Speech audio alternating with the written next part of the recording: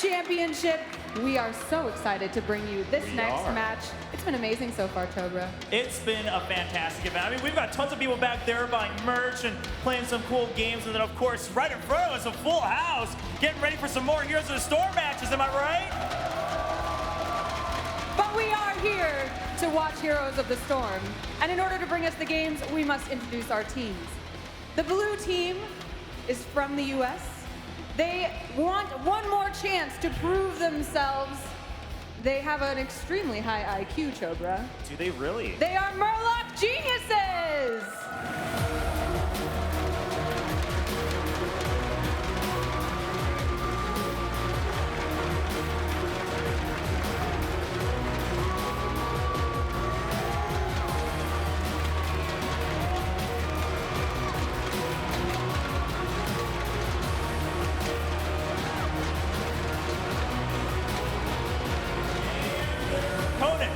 The team that was just on stage, but they also want a second chance because it's already do or die time and it's only noon here in Las Vegas. Ladies and gentlemen, please, a warm welcome from Australia for Team Immunity.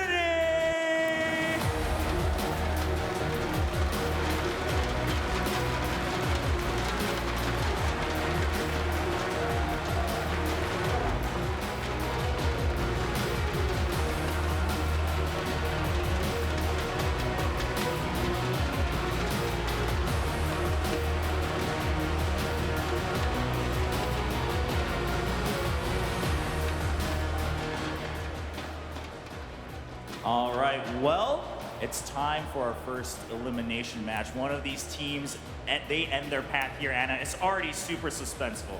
Yeah, I am so excited to see how these teams match up. These teams, like you said, are fighting for their lives. They want to represent their respective regions. They want to go to BlizzCon, and they want to take home some cash. That's true. I mean, there's a lot on the line here, and they're not done here yet if they win. So this is just for fighting for a second chance. Are we all ready for this next match?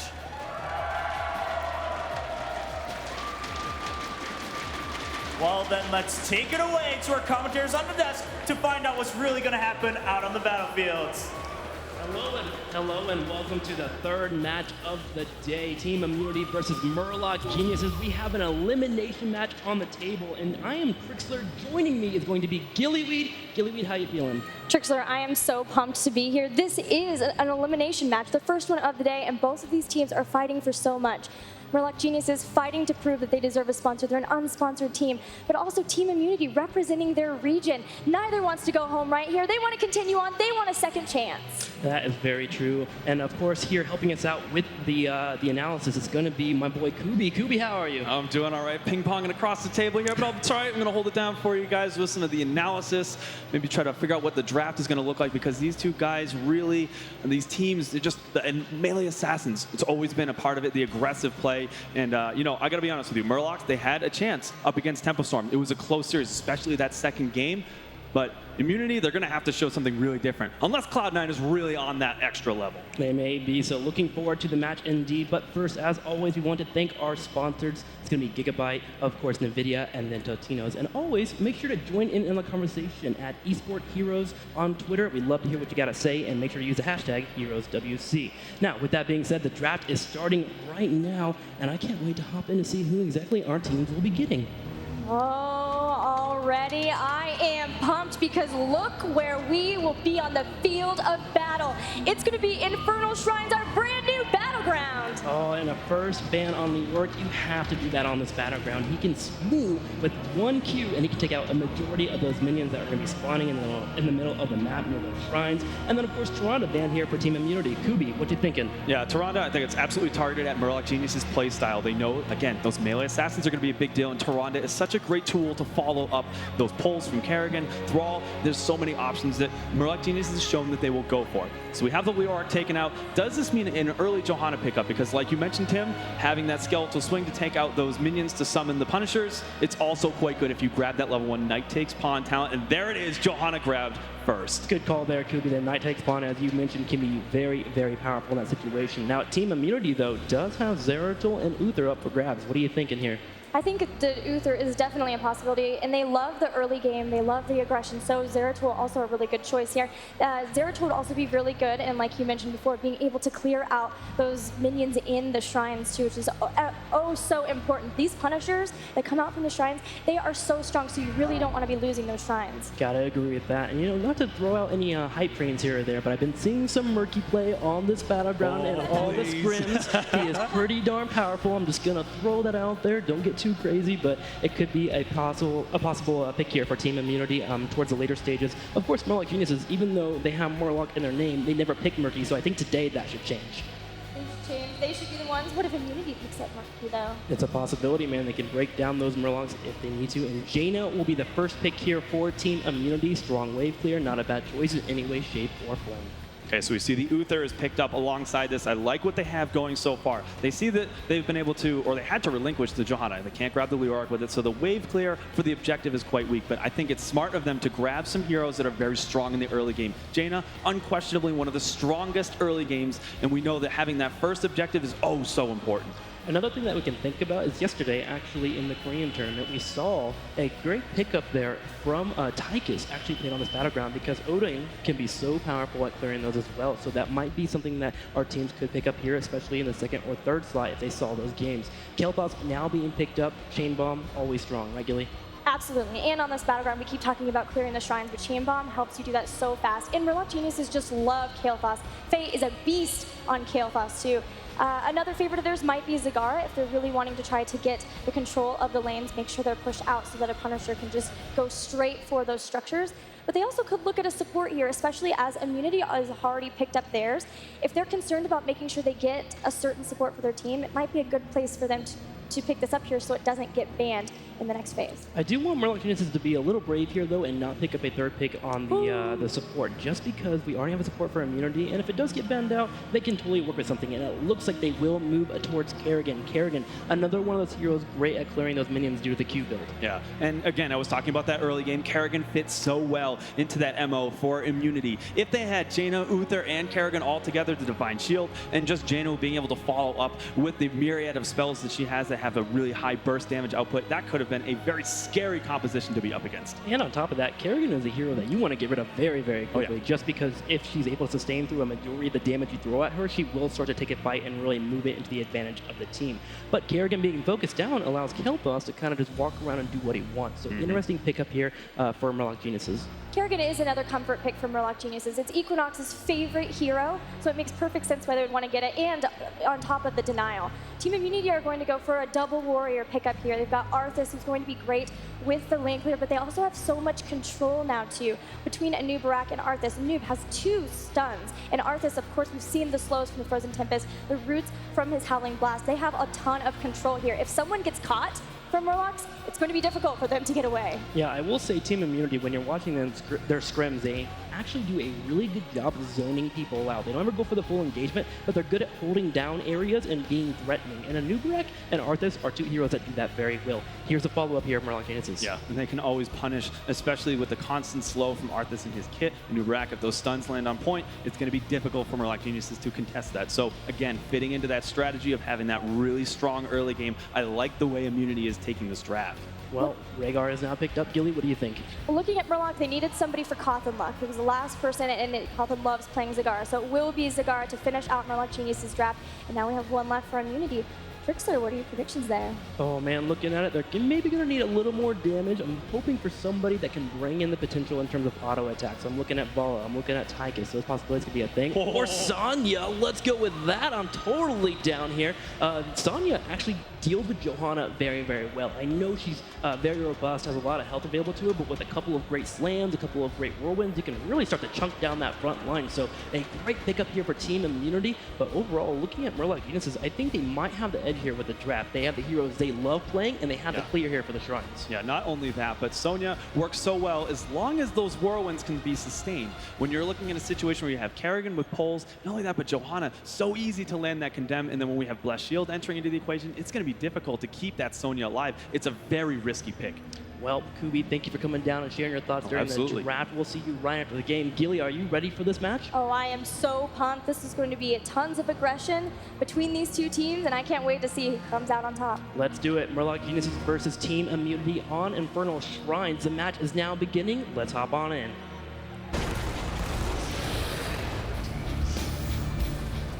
All right, here we go. On the left side here, the Murloc Geniuses themselves starting to group up a little bit around this core. You're going to have Equinox, madtimmy, Faye, CauthonLuck, and then Fury rounding out the roster. And by the way, Fury is somebody that I'm starting to get impressed with this weekend, but we'll talk about him later. Team Immunity on the other side, Gilly B. We've got Naeiou playing a new Baraka-Nigon on Uther. Robadobah will be playing that Sonya everyone loves to see. Sashin will be on Arthas, and rounding out their composition will be Jaina, played by Shy. All right, so looking at these guys, the Team Immunity actually loves to group up in the early game and try and secure a really quick kill. We'll see if they'll try and do that here. One of the major things, too, about their play is they're always doing 4-on-1s. They're always having one guy floating into a different area, and they play aggressive with their 4 members. Here they are, already charging in, but a 3-man stun already. 2 members going down. Sashin as well. Murloc Geniuses, calm down. That was such a good play for them. Oh, the condemn on top of that, too. There was no way they were going to get away from that. And I talked about immunities, being able to like catch someone and hold them, but man, it was Murloc Geniuses who said, you are not getting away. Very quick play there. Now, Anubrak was in the top lane, grabbing some experience, so those 2 kills kind of nullified a little bit. The experience is kind of close, but overall, if you can get 2 or 3 pickoffs in the early game, you will see yourself trend towards an advantage. So, nice job from Murloc Geniuses. madtimmy runs up here. His job right now is just to soak in this lane. He's not going to fight Anubrak. Anubrak can get away. He'll never secure a kill. Get the experience and let your teammates do all the ganking. I want to talk about madtimmy. Oh, but hold on. There's the Primal Grasp again. Robadobah trying to get away is on the whirlwind. They're having difficulty, but will be able to get away just in time. We have madtimmy picking up the healing totem as his level 1 talent. A lot of times we see Spirit Walker's Grace, which reduces the mana cost for his chain heal. But in this case, he's been using this a lot more, and it's a lot nice. It's really nice to have when you're fighting over those shrines too, because it's just constant healing that's going in an area there. That's going to come in really handy for them. Yeah, if you have to be careful where he places that, because any AoE can take that down, but a nice different pickup for the battleground. Wise choice by madtimmy. Now, the shrine has spawned in the bottom. It is the goal of the entire team here to get a total of 30 of the minions killed off, so they get the Arcane Punisher. Now, Naeiou already setting up, but the creep tumors are the real story here for Murloc Geniuses. They see everything happening. And there is a pull on to Sashin there. He has Frozen Tempest though, so it's a little bit harder to follow up into him. They're going after CauthonLuck. Cauthon is rotating around there to throw out the damage, but they have this good, consistent damage there. There is the condemn again, and Sashin's getting very, very low. The chase starting to push him away, but they'll turn instead on top of the Nigon. And Sonya is very far forward there, but does secure the takedown on Rhaegar there, but will pay for it. It's a 2-for-1 trade here for the Murloc Geniuses. They also secure level 4, so they get a slight talent boost here. Sashin, though, chasing down Fury. You see Equinox positioning here, waiting for his combo to pop up. They also have to be careful because Faye does not have that much mana. She does take out a few more minions. It's currently 18 to 17. Very, very close. Who is going to secure the shrine? We'll find out very soon here. Fury, though, walks in and grabs the Night Takes Pawn, and is looking very great here to finish off the Arcane Punisher. You see Immunity already pulling back, realizing that they're losing this battle. Yeah, that condemn is so important. Now you're going to come back in and try desperately to at least say, if you're going to get the Punisher, we are going to at least try to stop you. Maybe get a couple of takedowns, but so far it has not been the case. And now this Punisher will push down the lane. So here's a question for Team Immunity. How they defend against this thing. They could take Robadobah, move him up a little bit, and start to get the Arcane Punisher to jump on top of Sonya here or Arthas. But really, they don't have the major damage to get rid of the Arcane Punisher. So you see one member go into the middle lane, soaking the experience. And you're going to see all of Murloc Geniuses, 4 of them at least, push down that bottom lane. So nice little trade-off overall. I would like to see maybe one more person in the top lane. Oh no, Robadobah getting caught and taken down immediately. Equinox helping out with that kill. Yeah, I think a lot of times when you do have that first Punisher, you will see teams just spread out and try to soak versus trying to get a fort here, but because they know that Immunity has so much melee, all but Jaina, they knew they could take advantage of that and hope to get a takedown off of that Punisher jumping in, and they did just that. Yeah, Jaina's a real the contender here to take down this Arcane Punisher because of that chill talent and the burst she has available. Oh, but you can't get jumped on like that? Okay, they will be just fine because no Murloc Geniuses were there to follow up, but I love how they immediately rotate. Okay, we can't get any more with Arcane Punisher. Let's take their mercenary camps, grab map control, and move from there. Level 7 to level 5 right now, and Murloc Geniuses are definitely in the driver's seat. They are. They've got their level 7 talents here, and looking at very standard for everybody there. Kerrigan did pick up the siphoning impact and clean kill, so that's going to make her more sustainable. She gets health back, she gets some mana back too, but she did get battle momentum, so we're still looking at her being able to use her abilities as much as possible. Yeah, Equinox on that Kerrigan. Picking up battle momentum really shows how aggressive he's going to be here. You need to work in those auto attacks, and if you can do that with Kerrigan, you're building up your shields and you're preparing for more combos. So nice pickup from him. You see him leading the charge all the time. Faye always to the top left corner. The combo does miss here though. Jaina taking a little bit of damage. Shy is forced to retreat, but overall with the Impalers being here for the middle lane and the bottom, they're starting to take down these forts very, very quickly if they can get this push through. Murloc Geniuses say that their big benefit is that they like to control the pace of the game. They like to dictate how the game's going to go. And this is just evidenced by the fact that they're already so aggressive here against these structures, knowing that Team Immunity was not at the same talent tier as them. They've just now picked it up, but the aggression continues while still soaking lanes, being very, very careful to make sure their structures don't take too much damage. Okay, so Murloc Geniuses are definitely doing what they need to do to win. What does Team Immunity have to do right now? First off, they got to clear off all these mercenary camps. Second off, they need to be able to get back into the game in terms of levels. They're only one behind now, and they're going to try and go for engage. Faye is taken down immediately. Equinox should be the next target here for the team. He's going to be able to just barely walk away thanks to madtimmy's support. However, Faye did not get the heals because it was all on top of Kerrigan. Nice pickup from Immunity. However, Murloc Geniuses is able to still get that experience. They had someone in the top lane, and now with the shrines popping up, they could fight toward level 10 very quickly if they get a couple kills. Right, Immunity are very behind in levels, so they may just, they're going to try to come in here because they know they have about a level until Murloc Geniuses pick up heroic abilities. They're going to be very aggressive here. Yep. If they can set up, especially around this top shrine, which is kind of difficult to engage into here, maybe they can get some sort of setup here. They'll look for the waiting. We're waiting, and the Vipers in the grass, in the mists of the vents. Can they stop Murloc Geniuses, who will try to engage in? Yeah, Immunity has the better positioning here, but Equinox is walking in with Fury, and that's going to allow them to bully them away. Naeiou in trouble a little bit. Equinox jumping around, looking for the combo over Shy. He does hit Shy. That is one member immediately going to be taken down as Fury chasing to get down. Immunity so low on health wick right now. Murloc Geniuses is dominating this fight. 2 people taken down, potentially a third if they can catch Robadobah. No, with the heal, they will retreat, but this is a free shrine for Murloc Geniuses, and they now will have an Arcane Punisher pushing the top lane, and they've hit level 10. Yeah, heroic abilities will start coming after them. Once again, we're going to see them be aggressive with this Arcane Punisher, especially because this is Arcane. Yeah. This is the strongest one. There is the jump now on top of Sashin. There's still a gate protecting him from the rest of the team, but Murloc Geniuses are trying like mad to push this down so that they can capitalize if something like that happens again. Okay, Team Immunity in the first series had a problem with letting forts go. Let this fort go. You'll get another one in the next game. Don't worry about it. Let it go. Let Murloc Geniuses push forward and go grab experience. The middle lane and the bottom lane right now have minions pushing in that they could be grabbing. They cannot fight this, so why even try and sit and defend? So you just need to leave Jaina up there, potentially maybe a new rack to get a couple of beetles on top of that Punisher, and then go from there. There goes the Punisher diving in. Luckily, the wall being there has allowed Immunity to dispatch of it. They are now level 9. Wait until 10. Do not get caught. No, 2 members down immediately. Immunity, be careful, man.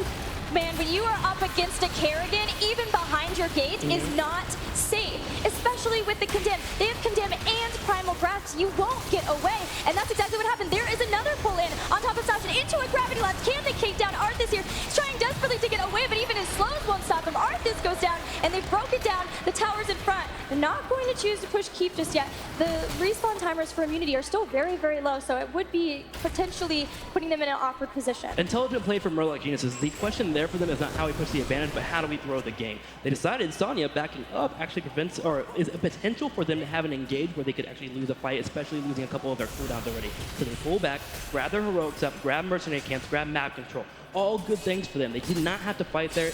Pulling back, great play. Immunity, now level 10, and looking at the heroics. They got Ring of Frost. They've got Wrath of Berserker, so unfortunately no lead, but maybe we'll see that later. And they do have some pretty strong synergy here. You got the Divine Shield, you got the Carry-On form to go all in. Let's see what they can do with it. I would love to see the Ring of Frost. Faye is going to get caught out here. Phoenix won't be enough to help her survive. And now the rest of the team, though, they're still going to be looking out to catch somebody from out of position. Look for the Devouring Maw from Zagara. If she can get a good one here, they have a lot to capitalize on it. Oh, Shy in trouble, though, getting picked off once again. The Divine Shield will save him just barely, but the other members, Robadobah and Nigam, in trouble as well. There goes Uther, there goes Sonya. Now Shy in trouble, there goes a Slam, and that is 3 members taken down immediately here from Murloc Geniuses. And bad news for Immunity, shrines are up. shrines are up. Level 13 achieved by Murloc Geniuses. So again, they are ahead in terms of talents here. And already, watch how fast Fury clears that. One Kadim, all of the minions are already down here. The rest of them knowing that Johanna is free to clear this because members of Immunity are down, and because Johanna clears those so fast, they are welcome and able to go around and continue to push their lanes, keep that experience lead. Yeah, the Murlocs are playing very methodical right now. Immunity needs to get their stuff together. However, Murloc is now hitting level 13. Chain Bomb is suddenly in play. They've been doing their job and trying to take out Kale in the early game, but he wasn't the real threat. Now suddenly he becomes a real threat with Zagara and potentially Equinox being left alone. Faye could put out a lot of damage very quickly now and maybe not get picked off. Right, now we've got the push once again. This will be the Mortar Immortal pushing in and jumping on top now, and he is going to be dealing, well, they're having to deal with him while Murlocs are free to just push down the structures. And then if they're not careful, if the positioning is wrong in for Immunity, they're going to be able to jump right on top of that. Murlocs need to go for blood right now. They want to get this keep killed off. They want that pressure on the bottom lane. The Punisher looks like it will be taken down because a great call by Immunity. They put everything they had into killing that Punisher off so they could save their keep. Nice play. However, they are missing the Wrath Heroic. It'll be up in about 30 seconds, but still, it's something that they will need if they're going to try and engage. Murlocs knowing this, go grab the map. Murlocs have picked up Eviscerate on Kerrigan too. It's a 40% bonus to her range of her Ravage. So nice. That means that even if she's far away from the fight when it starts, if Johanna is far forward, if she sees a place to jump in and take advantage of it, she'll be very able to do so. Interesting pick, because I feel like with Jaina having Ice Block and Divine Shield being there, you don't actually have to dive into the back line. Just get rid of the tanks, Arthas and Anubek as soon as you can, or potentially even prove it. However, Equinox, having the faith in his team, is going to pick it up anyway. Shy and Naeiou now looking for potential engage. However, they are at level 10 or level 12. They need to be careful. Looks like they will pull back, clear out that bottom lane. And right now, they're just looking for an opportunity to catch somebody out of position. But Murloc, ever since they've been so ahead about 3 levels, they haven't split up that much. No, the Heroes is such a momentum-based game, and Murloc Geniuses are completely controlling this battleground. They're forcing Immunity to just react to whatever Murlocs choose to do, whether it's clear a lane or start to push in. Now Robadobah is going to try to catch Faye here, but this is what they need to try to do. They need to try to catch somebody out before the shrine spawn so that they can start to get back in because of the rebound experience. Unfortunately, Jaina is very far forward here and does have the Divine Shield, going to try to get out of there with the Ring of Frost, but it won't be enough. She's already down. Devouring Maw does not catch anybody, but this Anubarak is so caught in between the team. All of the body blocks. Sonya is down. There goes Anubarak. Only 2 left, and Sashin is behind the gate of Murloc Geniuses. He's trying to run away so Ineka can maybe get away, but he is down as well. That is a full sweep here for the Murloc Geniuses, and you have to question, why did Team Immunity fight in that area? Devouring Maw, Chain Bomb, all very strong in small corridors, and they got caught. They got taken out very quickly, especially Shy being caught down there by Zagara and then Rhaegar. But now Murloc Geniuses just run to the top. You see 4 members already pushing. They're going to allow Fury to clear this bad boy, and they are definitely getting a keep off of this. Absolutely. They've got 2 talents on top of Immunity. Immunity Ouch. not quite picking up those level 13s. Murloc's really looking to put on more pressure here up in the top. They've already got 1 keep down. That's 1 lane that Immunity already has to be cognizant of clearing because of those catapults pushing. If they can get more, it's going to make it even more difficult for Immunity to come back into this. Okay, it's the late game. It's time for the high-risk, high-reward strats. Who are you going to try and pick off? Who are you going to all in on? They have to make that decision right now, especially with Rhaegar being the main healer here for Murloc Geniuses. They do have an opportunity to pick off someone very, very quickly if they are synchronized. However, they haven't been so throughout the entire game. Anubrak poking a little bit here. We have Arthas in the top right corner trying to look scary, but when you're 3 levels behind, you're not that scary even with Frostborn.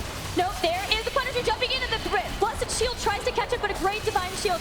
Good reactions from Uther being able to keep Anubrak alive. Unfortunately, the keep is now down, and the Punisher is pushing it. Even Murlocs are starting to do so. I hear the Wrath of the Berserker. A great Ice Block, though, stops the Primal Grasp from being able to catch her, but I don't know if this is going to be enough. The Punisher is wailing away on Naeiou. He barely gets away from that Chain Bomb. Yeah, he's going to be able to heal up. Nicely done. All 5 members still up here for Immunity. Can they defend this? You see blue all over the core. It's down to about 70%, going down to 60. They have to engage here, but the Maw prevents it. 2 members obliterated, and now the core in trouble. GG here for Murloc Geniuses, and they're going to be able to take game number 1 in this best-of-3 series. Gilly, what'd you think? Man, the aggression was there on both sides, but Murloc's played it. It was like patient aggression. They were always waiting for someone to just be a smidge out of position, and then they would always capitalize on it with either Kerrigan or Johanna. There was always somebody there to capitalize on it and not let them get away. Definitely true. And I know our boy Kubi has got something for you guys at home. He's always got more to say. That's right. And it did really come down to that objective control. Having that in the early game, we knew that was the plan for Murloc Geniuses. They needed to get in there with Johanna, make sure they could clear out those summons to get the punishers, right? But the thing is, we needed to see more aggression out of Immunity. The way they had drafted, yeah, they have some amount of wave clear, but they had to get to the backline and push them off of those objectives. And I think what the replay that I'm about to show you guys really kind of highlights this type of play. Big deal here that I want to highlight is the fact that we're going to go ahead and pause it right now. The big thing that we really need to highlight is the fact that we have Robadobah is really so far forward here. Okay, and we get the little spotlight on him. And you want you guys to pay attention to this position. He's going to use some of his abilities to clear out mostly the Whirlwind. But the thing is, the Whirlwind is her sustain. That's how she's going to stay up in the fight. We see Murloc Geniuses, they bide their time. The big thing as well, pay attention to Equinox as he goes forward. He is really looking to get to Shy over here. And it's not the easiest thing to do. He has to really thread the needle. There's a lot of stunts in Nubarak. There's so many ways to lock Equinox down. We're going to go ahead and advance it right quick here. Equinox is really just trying to look for that positioning, trying to punish Immunity. Take note of the level lead as well. Not insurmountable, though. We see a really great stunt from Fury trying to put that positioning in. We see Equinox knowing down. He leaps over, gets the pull onto Shy, stuns him out, and watch this Condemn. Really just locks everyone in. A great pull. There is an additional takedown on the other side, but this is really what catapulted them to level 10. This is what really started to get the ball rolling. More punishers going forward, and it was just a complete landslide from there. And I'm kind of glad you showed that replay, too, because it showed a case Fury and how strong of a warrior player he is. I don't think he gets as much respect that he deserves in NA, right? You have Soldier, you have King Caffeine that kind of get all the limelight, but right now you look at a player like Fury and he's always in the right position every time. That positioning was flawless, dropping in from the top through the objective area there just to control the rest of the team and just catapult that fight forward. Really, it's a good point, and it really does need to be respected there. All right, well, make sure you follow all the action at heroesofstorm.com/esports. You can find all the information down there below, a lot of fun stuff, a lot of cool articles, but that match overall was very, very great. I'm looking at game number 2. What are you thinking, Gilly? I'm thinking that they're going to have to do something else. Like, if they're really wanting to try to throw off Murlocs, obviously that didn't work. So if they're still trying to go for the throw-off method, what else do Immunity have up their sleeves here? We've seen the Sonya. It has not worked versus Cloud9. It didn't work versus Murloc either. So what can they do to throw off the Murlocs? I don't know. We'll have to find out in game number 2, and that'll be coming at you very soon after this quick break.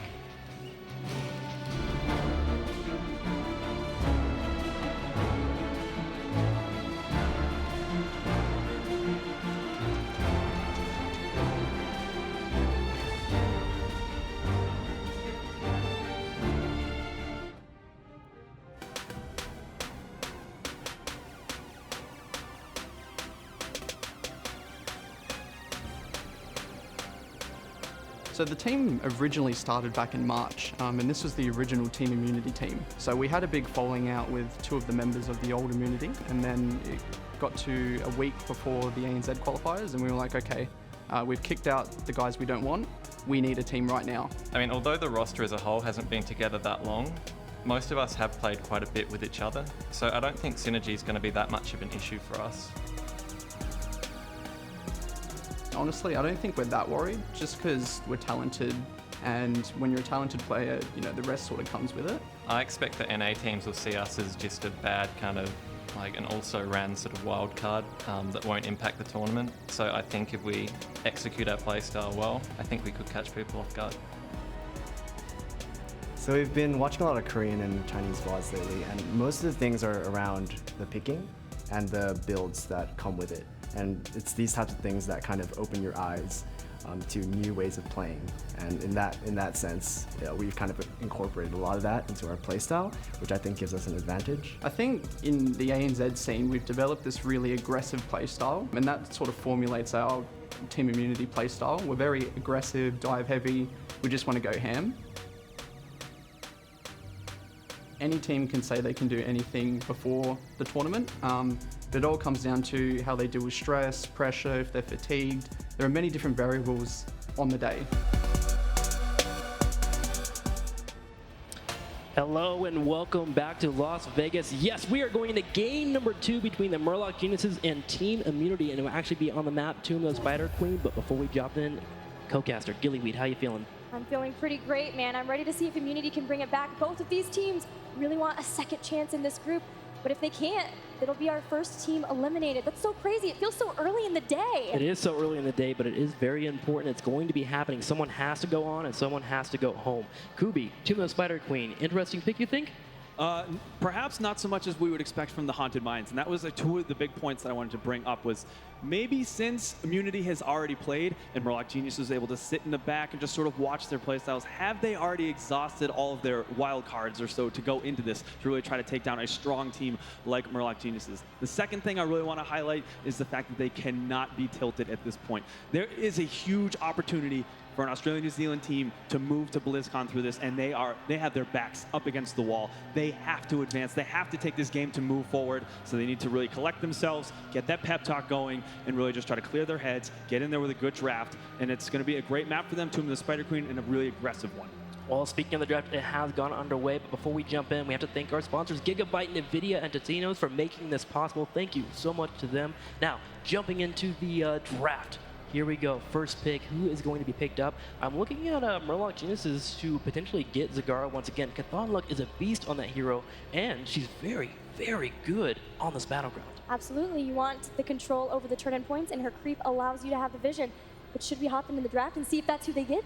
Yeah, we'll definitely check it out. And then, of course, there is the threat of Uther being picked up once again. Maybe that's going to be a potential ban. Leoric as well, but maybe Fury on Johanna, because he is on point when it comes to positioning. Yeah, some of those plays that he was able to make alongside Kerrigan and Zagara, like you mentioned, I'm remembering that Baneling wave that was able to just be pulled right into, hitting every single shot, just really being able to maximize the damage of Zagara. And I think that really sets so many of the mediocre Zagara players from players like CauthonLuck, where they're really able to maximize the hero. Yeah, for sure, because the early game is so strong, but he somehow takes it to the mid to late game and makes her look amazing. So Team Immunity does ban out Tyrande. Murloc will ban out Leoric, and so there is the first pick here for Team Immunity. Uther, you can't go wrong. You will see that very often during this weekend. There is the pick of Uther, and it always says we want to be aggressive here. It gives you the potential to pick up the melee assassins later on, and they're all good here, but particularly a Kerrigan on this battleground is so, so scary. But I love the Tyrande, the respect ban on the side of Immunity toward Murloc Geniuses. With a Leoric ban, it makes me think that maybe we'll see a Johanna as well as the Jaina that Murlocs have picked up here. Yeah, Jaina, a very strong pickup, and again, just want to kind of reiterate that the triple warrior meta that's been popping up, Jaina is very good against that, just keeping people at bay so they're able to control the fight. Kubi looking into the second pick, Johanna for Fury. Can't go wrong. Right, I like the pick, and it's really good. It's going to round it out. Jaina with it. Notoriously, Zeratul, is missing once more. Murloc Genius has been put in this situation so many times and has not taken the hero. So I think Team Immunity has been paying attention backstage to say, we know that even if they're given the opportunity, they won't take it. Maybe we can grab that Uther first and then follow up with it. We'll have to see. Oh, going into Zeratul could be a little hard here, though, with playing against Murloc Geniuses. A, because Jaina being there, and B, they have the option to go triple warrior. They actually do play Rexar a little bit, and if you have three warriors that are very robust, have a lot of that health available to, all you have to do is watch for Jaina to get picked off by Zeratul, and if you keep an eye on her, Zeratul really can't do that much against so many heroes with high health. Indeed, he cannot, but we'll see what else they choose. It will be Vala to round out the final picks before we go into the second phase of bans.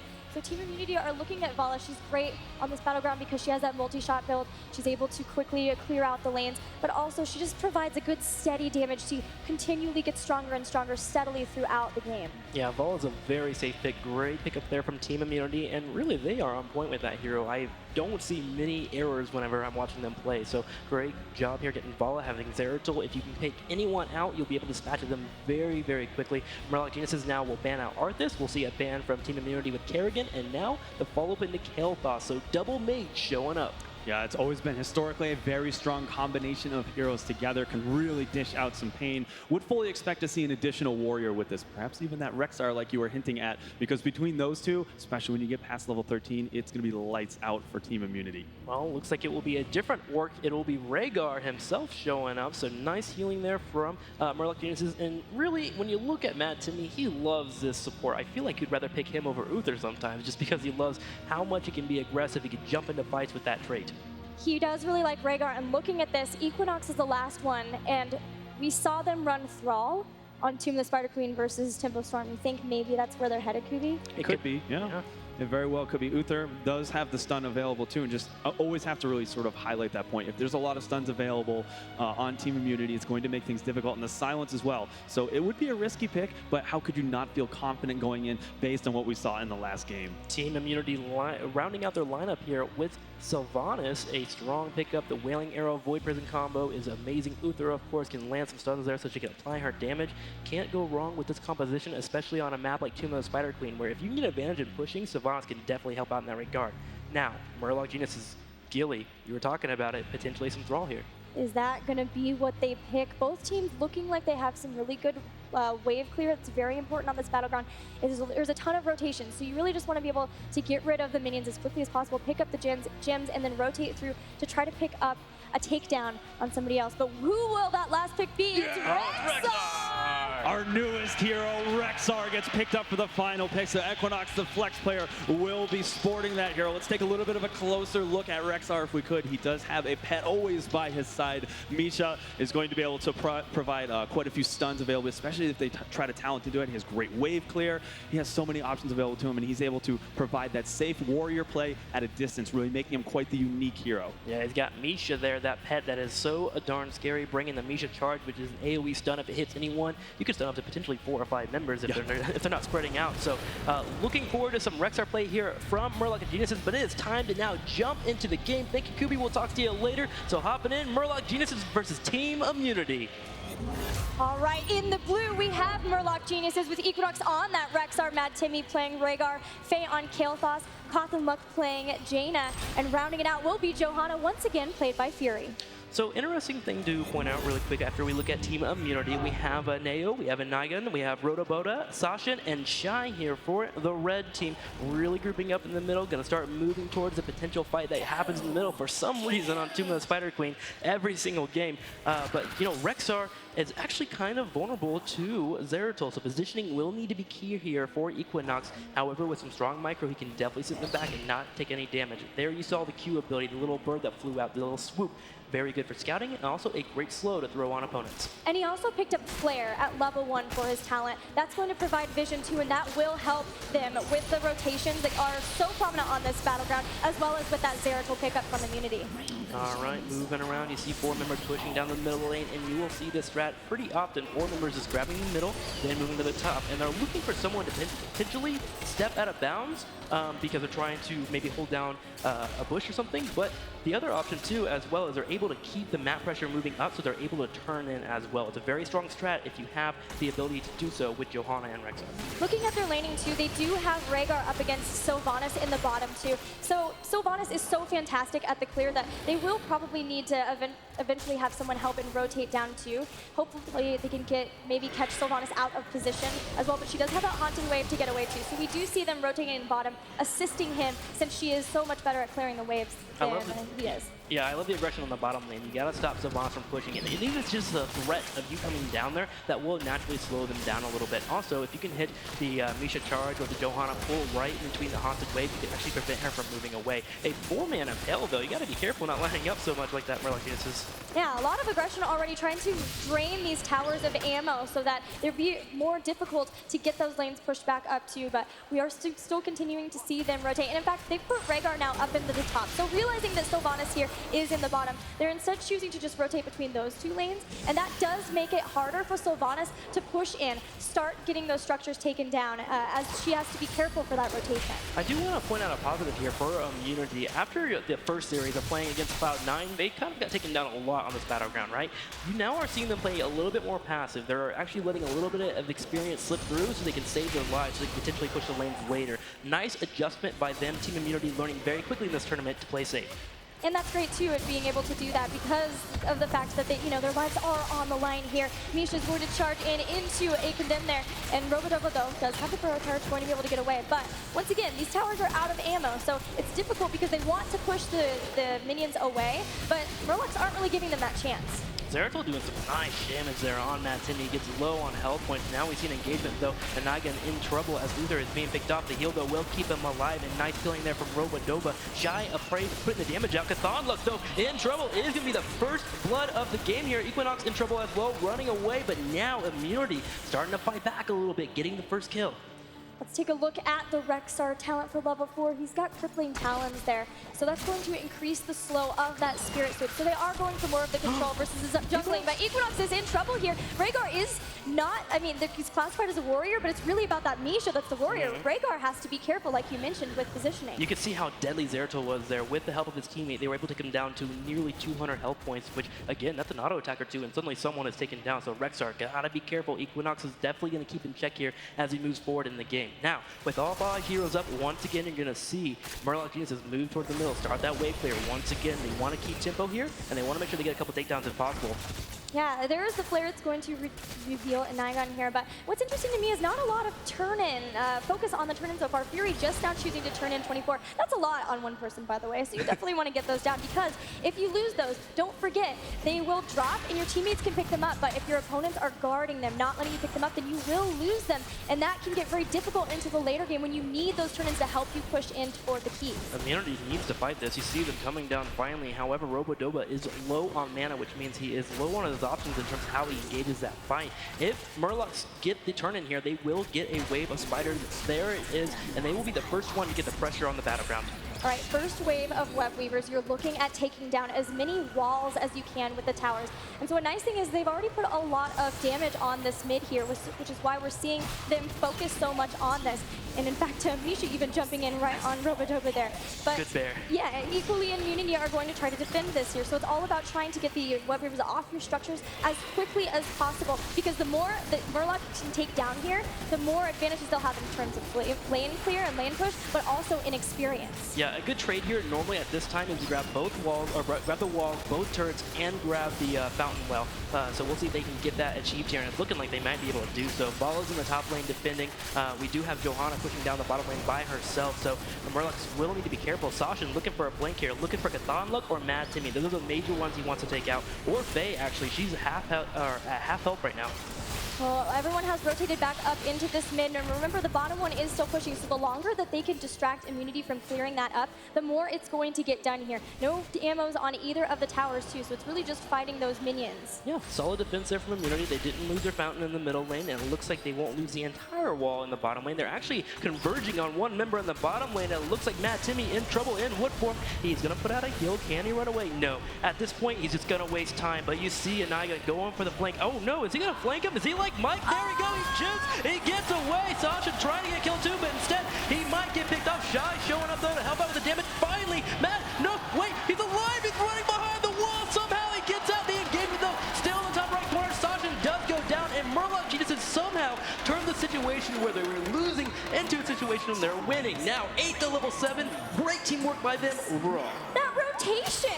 I can't believe they were able to save madtimmy, and then madtimmy was up in front, and they're like, okay, well, we'll get him now, that's fine. Still gets away somehow. That Ghost Wolf is uncatchable. And that's why he plays Rhaegar, man. Wolf form, so strong. Fury in a little trouble, but hey, he's gonna get away. He's got that unstoppable. And the top lane, Bala's pushing in a little bit, and you're gonna see Jaina and madtimmy moving into a situation to go ahead and push that lane back, but Shy looks like he will get a turn in. It won't be enough to get the Web Weavers, but it's moving towards that goal of getting their own.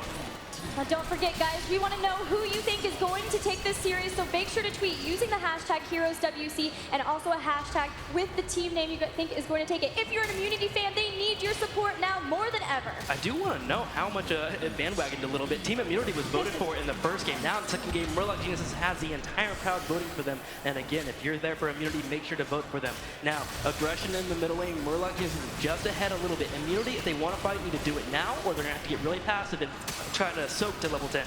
Absolutely, they really need to try to get some towers down, but Murlocs know this, so they are rotating in and trying to push them back so that they can't get any structures. But look how the push has been going. Really, there was a big push mid, but Sylvanas in bottom, Vola up top. Looks like they will split up their defense here a little bit, but Murlocs now picking up their heroic abilities very, very soon. It's going to force Immunity to step back just a little bit until they can get theirs as well. Immunity rotating the bottom here. If they can get these walls, it will secure them on level 10. There we go, and now we have a bit of an even game here.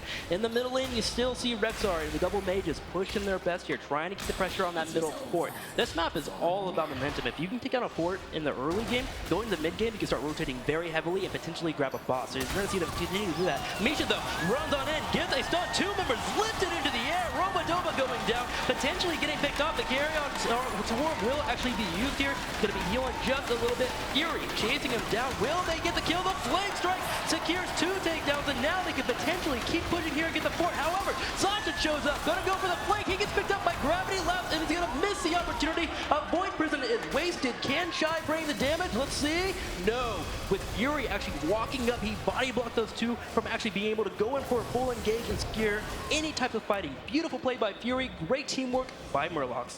Right, Immunity did at least save their fort, but they did have to use that Void Prison, so that will be down for several more seconds here. But we do have red Web Weavers pushing. The one thing I wanted to highlight in that last battle was the fact that Faye used the Verdant Spears to use the Gravity Labs. A lot of times you see Kael'thas players just want to try to get either Giant Flame Strike or have the Living Bomb, the double Living Bomb, but knowing that, hey, I need to be able to pick both of these up so that we can maybe even get 2 takedowns here instead of just 1.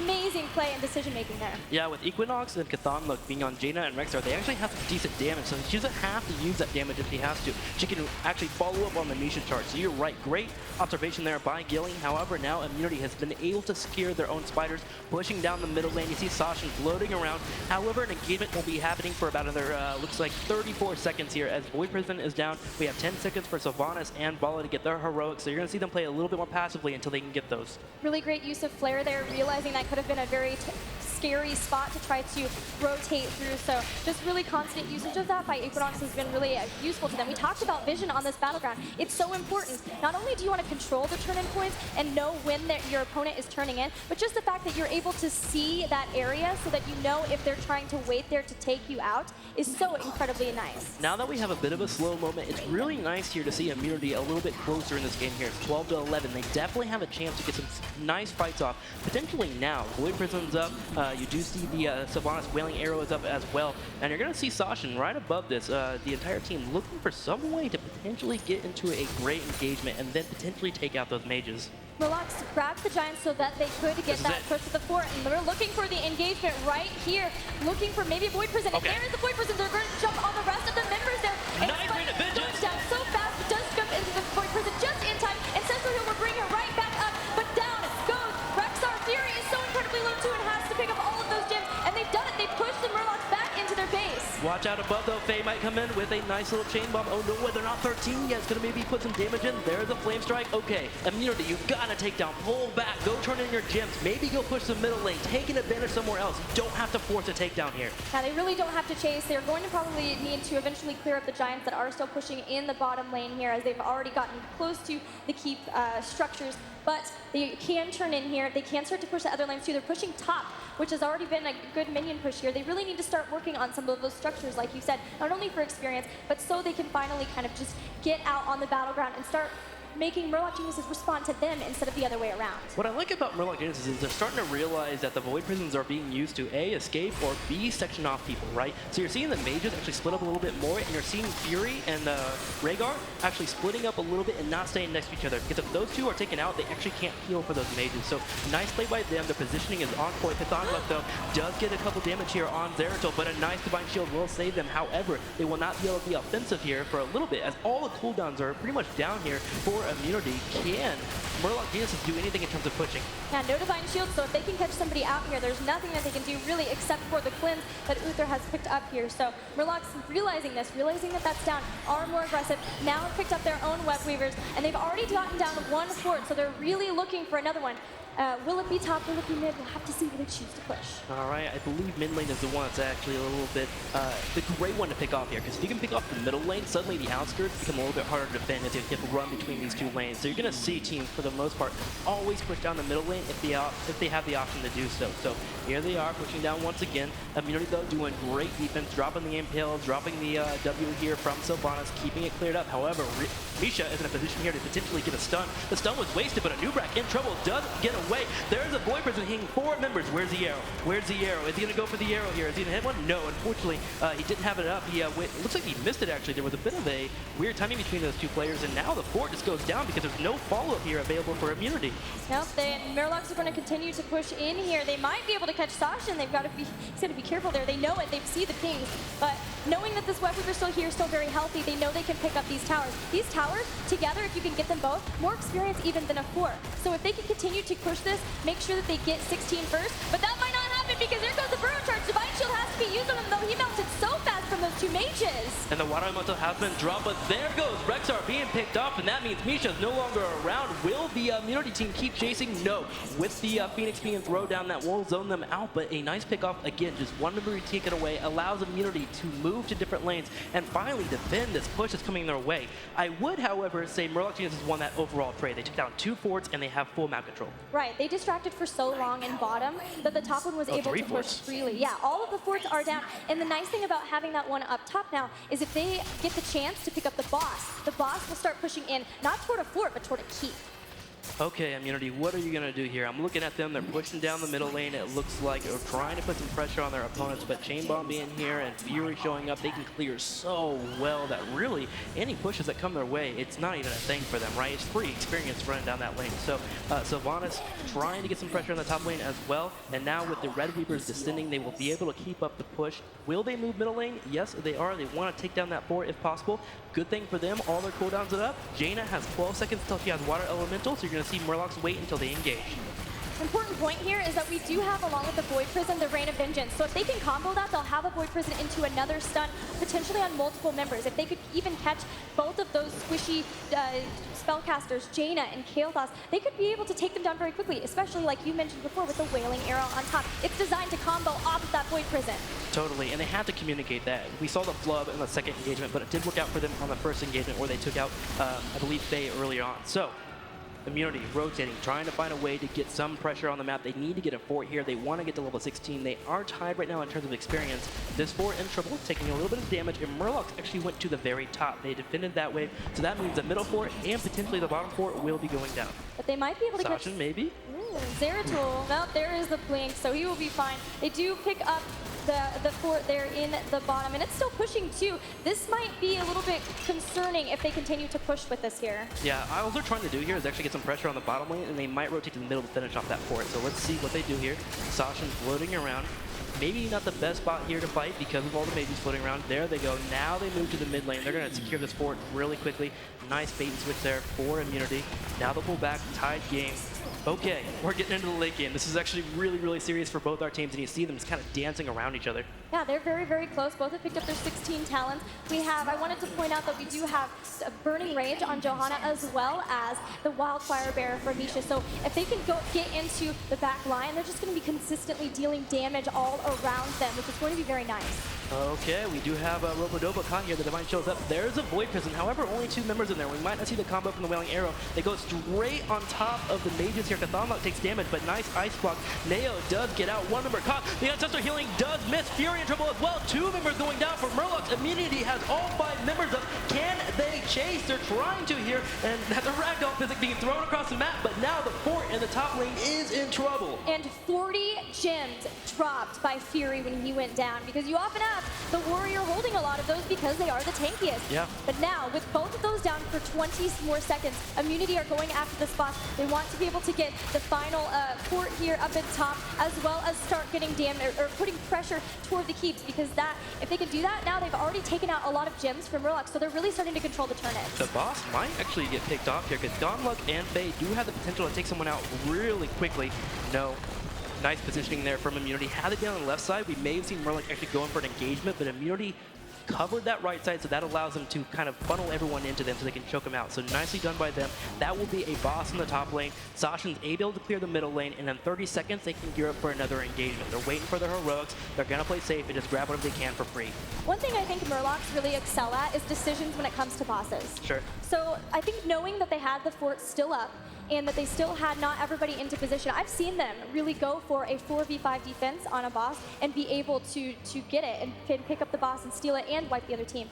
So the fact that they didn't do that, they really weren't feeling comfortable, and I think they know they had that buffer of the fort, so it wasn't as dire of a situation. Yeah, they definitely wanted Immunity to be grouped up so they could put the chain bomb and then get Jaina in there to put some damage out, but because they spread out, they decided to pull back. So you're right, the decision making right now is on point for both teams. Now, the bottom lane is getting pushed in here for Immunity, and we're starting to see the map control actually very even for both teams. Now it's all about a rush to level 20. Who gets there first? Who could potentially catch somebody out of position? You're going to see Sashin, the one that's going to be the focus here for Murloc. They won't engage until they know where Zeratol's at. Oh, here's an engage. There is Zeratol, as well as the Void Prison. madtimmy trying to pull back as is Cauthon, though. And there is the Wailing Arrow on top, too. Can they keep Faye alive? There is the Burrow Charge on top. It says for healing. Does not, well, it doesn't keep Kael'thas alive, although the rest are still alive, and they're still working on a new Brock. He's so incredibly low, but Equinox, very, very far forward, will get taken out, too. 2 down on the side of Murloc, and maybe more to come. Murloc is going a little bit too ham there. Now Fury in trouble. The multi-shot build slowing down 4 members, and we're going to potentially have madtimmy picked off. No, he turns into a wolf and runs away, but 5 members up for Immunity. Once again, really being patient there, being able to scare the kills. Rexar went a little bit too aggressive, trying to pick off a new Brack. A Divine Shield saved him, and now Immunity taking down the middle. And really, Immunity through these last couple of games have started to adapt and start to work together as a team. I love it. Indeed, they are doing exactly, you can see them adapt. You can see them saying, okay, we need to take a breath. We know that our lives are on the line, but this isn't over for us yet. We're not going down here. They're up 2 levels. They're nearly picked up their Storm tier talents. They're working on structures. It's a nice thing about having Sylvanas is when you win an engagement like that, you can go after structures and take down some very quickly. And I believe they have just enough gems. Yes, they do. Robadobah by himself to actually get a turn in here. The goal for them is to push, get level 20, get the heroics up, and immediately start a fight. This is their advantage. This is where they want to take it and win the game. They can totally do so if they're able to pick off one of those mages or potentially Rexar. Fury, however, has been getting all the Ancestral healings. If he can be a little bit more defensive and watch out for the poke that's coming his way, they can save that Ancestral healing for the mages, and Murloc then could potentially win a fight. There's going to be a big push here on bottom. I think that's where they'll choose to make a lot of their stand. Whether it's they're going to try to distract so that push gets a lot of merit, or they push with it. It looks like it will be the Distractix, as they want to just let that happen with the Giants and the Web Weaver here. But they're looking for a keep here. They know they have their Storm tier talents. They know that Murlocs have to play so defensively here. It's going to be a tough defense trying to keep all of these keeps alive. Man, if I'm Immunity, I'm going further than the keep. I'm going for the win here. Right now, this is their best advantage to do so. Fury coming in, dropping down the blinds, helping out. There goes the Void Prism. Okay, it hits keep as well. Oh no, Sashin uses Q actually. Didn't hit CauthonLuck. He's forced to pull on back. Now he's waiting for those cooldowns to pop on up. Murloc could potentially engage here. They go for the charge. Misha in trouble. Members low on health. Chthon, though, doing some great poke, and it looks like Immunity's going to win this battle, but I don't think they can go and win the game from here. Defender's advantage is in Murloc Geniuses' port. All they have to do is heal up and go back on in. Yeah, they even got the defense on the bottom very well, too, so that keeps pretty healthy still, although that is where they're going to try to rotate down and try to pick this up. They need to be careful, though, because we still have some heroics here. We've got Boars still up, too, if they wanted to engage. Yeah, Unleash the Boars, again, gets more powerful at level 20, but still, they might have to use them here just to defend. If they lose all 3 keeps, though, that is going to hurt a ton. Equinox shows at the top lane. They will save 1 keep, so that's a little bit helpful. Immunity floating around, and you know what? I think the best option here is to pull back. You need to ask yourself, how do we lose this game right now? And staying there and potentially getting hit by Phoenix, Unleash the Boars, and getting locked into a position where you lose a fight could hurt them a lot. There is 1 trump card, though. They do have Divine Shield, so potentially they could bait something. Right, they still do have their Storm talents, which Murloc Genius is still a full level away from being able to pick up. What did they grab? We have 2 Bolts of the Storm, a Storm Shield too, which is going to really help from all that AoE damage that Murlocs do have, as well as the upgrade to Locust Swarm too, and then a rewind on Zeratol, so lots of bombs coming out from him. Yeah, Zeratol can put out damage very, very quickly, and they're going to go for Faye every time. Faye does have the Arcane Barrier, so she can take a little bit of a beating, but she can't really survive the entire damage like Ice Block from Jaina, so watch out for that. Now the boss is spawning. Immunity can position themselves here to take this bad boy, and Murloc is forced. They have to go into this fight. Right? They can't allow them to have the boss, so that's potentially game. So you're going to see them float around here, try and poke as much as they can here, and get an engagement that works out for them. madtimmy, a little bit out of position, but due to the wolf speed, he's able to get away pretty nicely.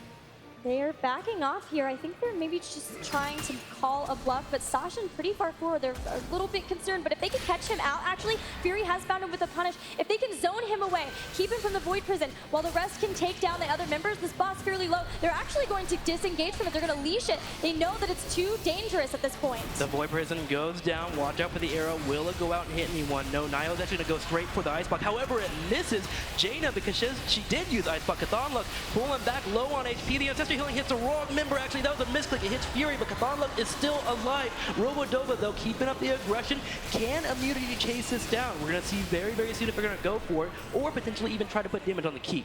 No, they decided to pull back, but the bad news is that all their heroics are down, but Murloc Geniuses as well is missing theirs. Right, they used everything at that point, and Divine Shield being the only thing that's left. But Murloc Geniuses, like you mentioned, they can't afford to let the boss get picked up, so they have to be back in here. MPO goes down on madtimmy. Can he get away here? He's got the cleave digging him, but he's So barely alive. Once again, he survives.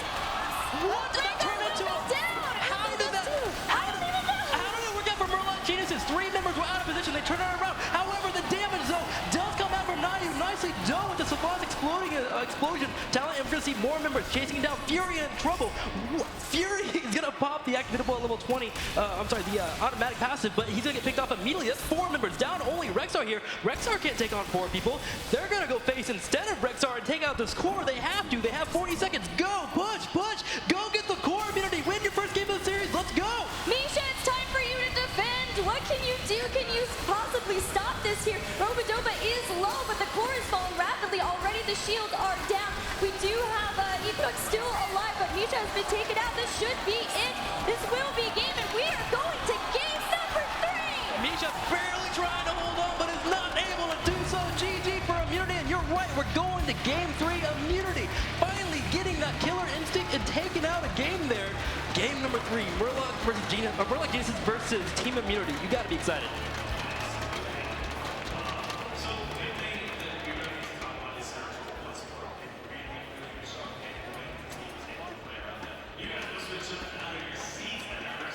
The question is, was it enough? Oh man, I mean, it was just barely, but yeah, we were jumping out of our seats, especially at that late game scenario. You know, it was a situation where Murloc Geniuses looked like they were about to die, and it wasn't a bait because there was 2 members in the middle lane trying to defend against Wave. madtimmy just got cut out of position. However, with the teamwork, they were able to turn around a little bit, but then suddenly Savant just shows up and explodes everyone. Despite the fact that there was a really strong early game from Murloc Geniuses, they were actually, Immunity was able to soak really, really well going forward with that. And they were able to sort of sustain themselves in the mid game and showing that they actually do have quite the strong late game, even if it's just with Zeratul. And that's actually the replay that I want to bring you guys right here. We can really highlight one of the moments that was able to turn it around for Immunity through some really good Void Prison play and some jukes that followed after that. So this is the big moment right here. We're going to see actually Nubrak sort of pushing forward and trying to bait out some of the members. We're going to pause it right at this moment. And we want to pay a lot of attention to Zeratul's position, right? So he's actually a little bit above and is able to force out the spot, blocks out the 2 heroes, but we still have Equinox on that Rexar, right? He's going to lock, he's going to jump down to this position right here. He's going to force out that Feigned Death because we're past that level 16 mark, right? Then what we're going to see is we're going to see that release. We're going to have 3 members that are now very much isolated because of this rotation from the rest of the heroes on Immunity. And this position, really, and just having Zeratul in between is going to force so much. So let's go ahead and advance this replay at this point. We see the Void Prison. Sashin goes in from the back, forces out that Feigned Death. And on the top, we see the Naeiou was able to put that pressure on Robadobah, getting in between the rest of the team. A good Phoenix to try to defend this. The Ancestral does not quite hit. They're able to get out those 2 heroes, really thanks to some of that great play from Zeratul, forcing that positioning, and that's really what was able to seal them the deal, especially in that last fight that we saw. The team fights were absolutely ridiculous, and I'm so proud of Team Immunity for adapting. We've seen them in the early games always being a little bit further behind, but now they're able to stay even throughout the game, show in the late game how well their team fights can come together if they work as a team, and it was just impressive to see. Yeah, you saw the look of relief on their faces right after that game. They showed Immunity, and they were all smiles. They were like, we can still do this, guys. We can still get back into this group and have another chance to advance through, but it's going to still be a tough game for them. But I'm pretty pumped that we get our first game 3. Yeah, glad they got a 1. Nobody wants to go home with a goose egg in the win category, so nicely done by them. But we are now going to run to a commercial. We're going to come back to game number 3, and we're going to see who's moving forward and who's going out of the tournament.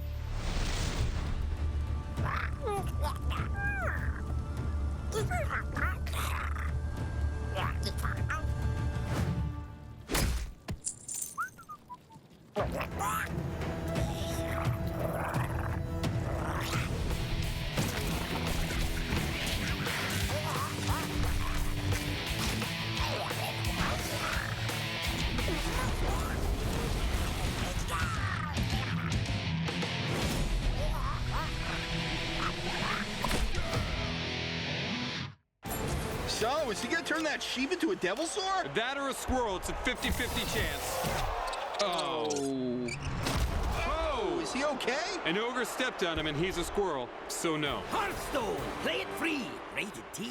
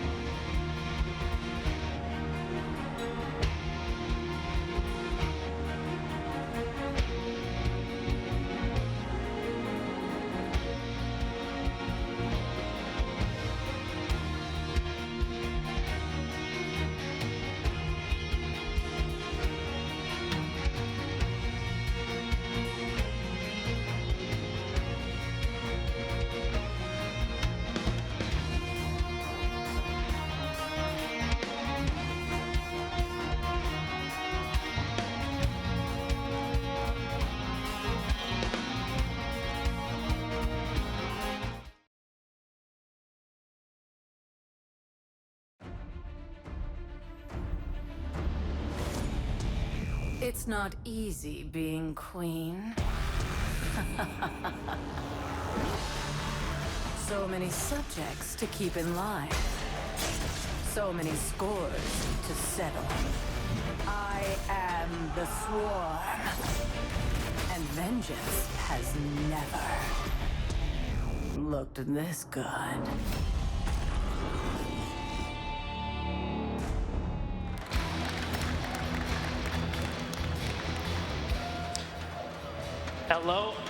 Hello and welcome back to game number 3 between Team Immunity and Murloc Geniuses. We're going to find out who's going home after this game and who is staying in the tournament to fight for BlizzCon and $100,000. But before we do so, Daily Weed, that game was amazing. What do you think? Trixler, we have a fight on our hands. We do. We have a game 3. Quite the scuffle. On an elimination match, too. Like, this is ace match. Whoever wins this gets another chance, but whoever loses it, they're done. They're out. Definitely a big deal. Kubi, going into game number 3, who are you rooting for to move forward? Well, I'm always going to like Murloc Geniuses just because they're in my home turf, but Immunity is really showing a lot of gusto going into this. I like that a lot. The fact that they were able to bounce back, having taken the 3 straight losses, facing up against that wall of elimination, and then being able to show a really, really strong game.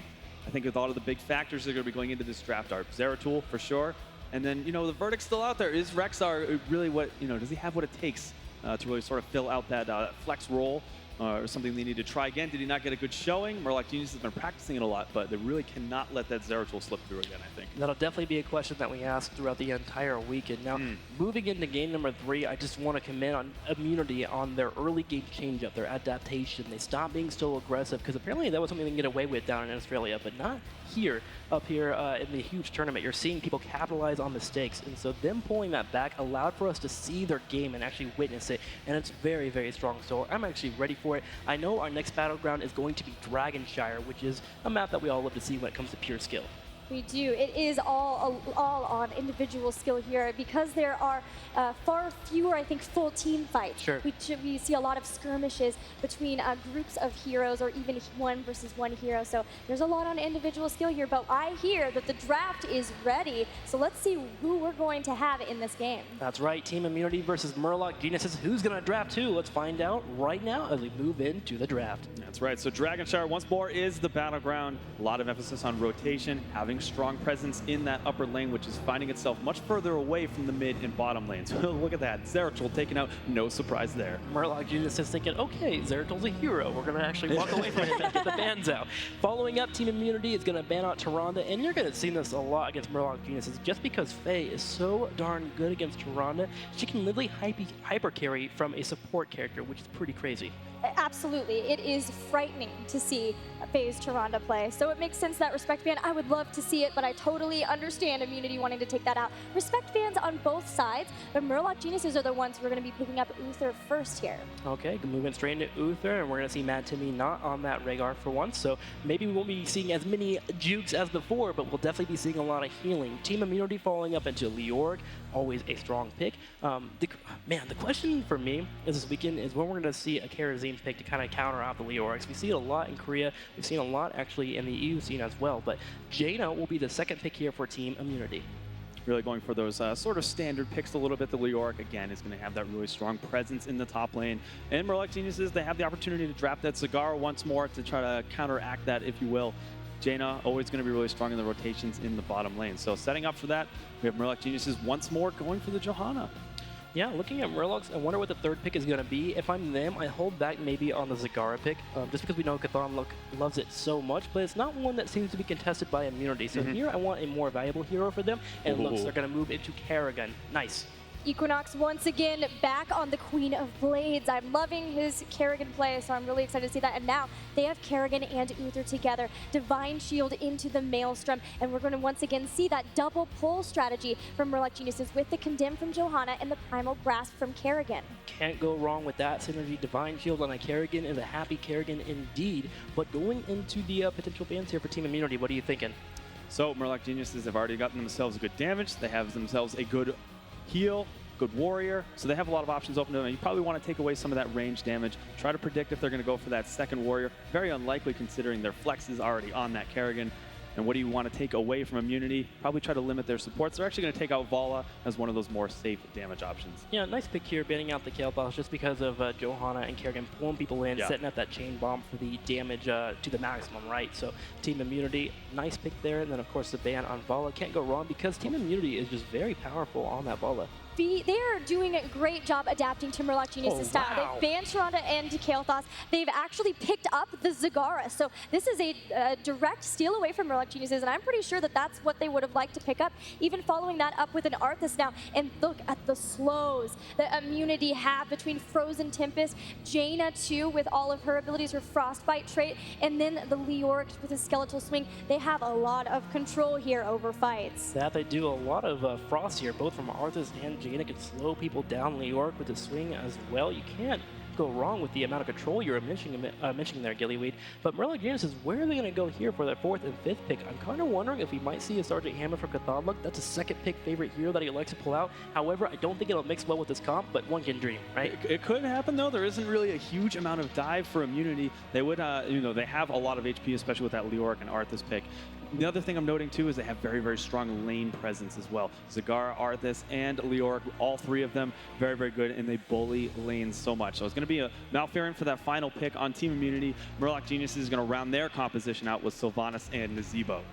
I like Malfurion here. Usually you pick up Malfurion with a lot of ranged heroes, and you do have Jaina and then Zagara here for that range, but Malfurion is able to control a certain area of a fight by dropping down those roots, which can be a little hard for Kerrigan to dive into. So a nice pickup there for Team Immunity. So we're getting ready for game number 3. The draft to be very soon, but there you can see the heroics Tranquility. Tranquility is almost amazing, right? It's so almost amazing. Okay, it's amazing. I didn't want to oversell it, right? But Tranquility is very, very powerful. You can have your Leoric and your Arthas literally just go and right-click people and just keep Malfurion near them, drop an Ice Block if you need to. Yeah. Very powerful. Very, very flexible support in that sense. So we're going to have to see what Team Immunity is able to do with it. They've had Uther in a lot of their games going forward. Of course, that was taken away from them. Are they flexible enough to adapt to this? Will they be able to take game number 3 against Murloc Geniuses to advance further in their bracket?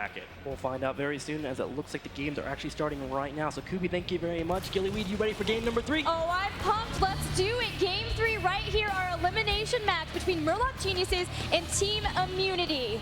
So looking at the very far left here, we have Murloc Geniuses, Equinox, madtimmy, Faye, CauthonLuck, Fury, looking for this game number 3 victory. They would love to move on if possible. And on the other side, Gillyweed, who do we have? We have Team Immunity once again representing the Australian New Zealand region. We have Naeiou on Zagara and Naigan playing Arthas. Robadobah is going to be on Leoric, Sashin on Jaina, and Shy playing Malfurion. I'm surprised by this because normally Naigan is the one who plays their support here. We're having a little switch up from Immunity. Changing it up a little bit. Sometimes he can throw people off going that way. And also, we might have a more comfortable Malfurion for the hero being picked there. So, also, just to point out, Naeiou was picked as the last pick for Murloc Geniuses. The Tranquility even makes more sense there because the spider build takes people down. Tranquility counters that pretty nicely. So, a nice counter pick there for Immunity. We do have some aggression in the middle lane.